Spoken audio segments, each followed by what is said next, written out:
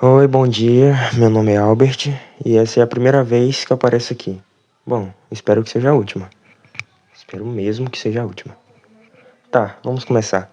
Hoje meu trabalho aqui é apresentar uma das maiores obras do Antigo Egito, o Templo de Abu Simbel. Bem, não é o templo em si, mas suas estátuas. Porém, é impossível falar das estátuas sem citar o templo. Abu Simbel? Que tipo de doce é esse? Bem, pessoal, esse é Augustinho. Ele está aqui para me ajudar a falar sobre essa maravilhosa arte histórica. Então, Abu Simbel não é um doce, nem nada parecido. Sim, um grande templo construído para intimidar povos vizinhos, homenagear os deuses e até mesmo o faraó, que tinha uma imagem divinizada na época. A construção das estátuas é um grande mistério até hoje. Claro, tendo em mente que elas são maiores que os rostos de pedra do Monte Rushmore, que tem cerca de 18 metros de altura. Essas estátuas têm incríveis 20 metros. Digo incríveis, pois essas estátuas foram construídas aproximadamente entre 1264 e 1244 anos antes de Cristo. Isso é no mínimo cerca de 3.289 anos atrás. Nesse tempo, os egípcios estavam no início do período do ferro. Tudo que os trabalhadores egípcios tinham eram pequenas talhas de cobre para esculpir. Eles esculpiam estátuas do tamanho de uma montanha, e em média eles gastavam 3 dessas talhadeiras por dia. Na época, os trabalhadores não recebiam dinheiro como salário, até porque o Egito ainda não usava moedas. As moedas só chegaram séculos depois com persas e logo em seguida com os gregos. Os trabalhadores recebiam pão e cerveja, além de outras coisas como refeição. E o que torna a construção delas mais impressionante é o fato delas terem sido construídas aproximadamente em 20 anos. Algo mais interessante é que elas não eram nem um pouco parecidas com o que são hoje. As estátuas de Abu Simbel e de todo o Egito eram originalmente pintadas com cores vibrantes que foram se desgastando com o tempo. De fato, isso é bem impressionante mesmo. Sim, é sim muito impressionante. Agora vamos para um pouco mais da história das estátuas e para a parte de dentro do templo. O quê? Ainda tem mais? Não acredito.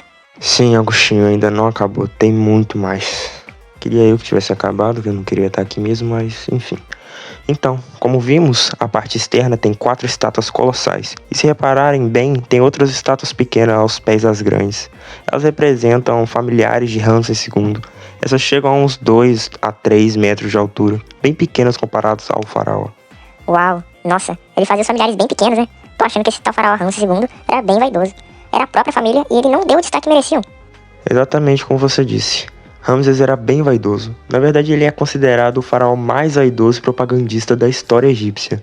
Como já disse, ele mandou fazer esculturas colossais de si mesmo, além de que na parte do santuário do templo mandou construir estátuas de deuses e colocou uma estátua de si mesmo como um deus. Inclusive nesse santuário tem uma curiosidade espetacular, mas essa parte interna do templo veremos daqui a pouco. Nossa, ele era vaidoso até demais, pra se achar um deus. Sim, ele era muito vaidoso. E isso não é tudo. Na base das estátuas externas e também dentro do templo, estão esculpidos desenhos que mostram conquistas do faraó Ramsés II, além de guerras e suas fortunas. Agora vamos para a parte de dentro do templo. A primeira grande sala é chamada de Sala Hipóstila. Ela é sustentada por 8 grandes estátuas de Ramsés II em forma de Osíris, que é um dos principais deuses do Egito Antigo. Cada estátua tinha cerca de 10 metros. A sala era escura e solene, com paredes cobertas de baixo relevo, mostrando vitórias militares. Ah, entendi. Mas vem cá, o que é baixo relevo? Tá, digamos que isso foi uma boa pergunta, mas bem, é um tipo de escultura que as figuras são esculpidas de forma em que fiquem levemente ressaltadas para cima. Ah, tá, entendi. Então são esses desenhos que ficam nas paredes das pirâmides, certo? E ponto! Exatamente isso. Bom, vamos lá. Logo atrás da sala hipóstila fica a sala de oferendas. Ela é menor e tem coluna e cenas de culto aos deuses. No fundo do templo fica o santuário interno que eu havia falado. Essa é a parte mais sagrada do templo. Ali 4 estátuas estão sentadas lado a lado, representando os deuses. De nomes difíceis, Ptah, Amon-Ra, Ramsés, divinizado, óbvio, como sempre, vaidoso, e Ha-Horakhti, algo assim. Um detalhe incrível é que 2 vezes no ano, 22 de fevereiro e 22 de outubro, os raios do sol penetram no templo e iluminam 3 das grandes estátuas. E o que impressiona mais é que essas datas foram escolhidas por Ramsés. Uma é a sua data de nascimento e a outra é a sua data de coroação. E tem mais, lembra que eu citei 3 deuses, inclusive o Ramsés divinizado? Sim, claro que eu lembro. Mas por que o sol ilumina somente 3? Então, isso é Absoloricinema. Estão preparados? Tem apenas uma estátua que não é iluminada pelo sol nesses 2 dias do ano. E essa é a estátua do deus Ptah, que é um deus relacionado com a escuridão e trevas. E como não há luz na escuridão... Como não há luz na escuridão, ele não é iluminado. Mas uau, isso é coisa de gênio.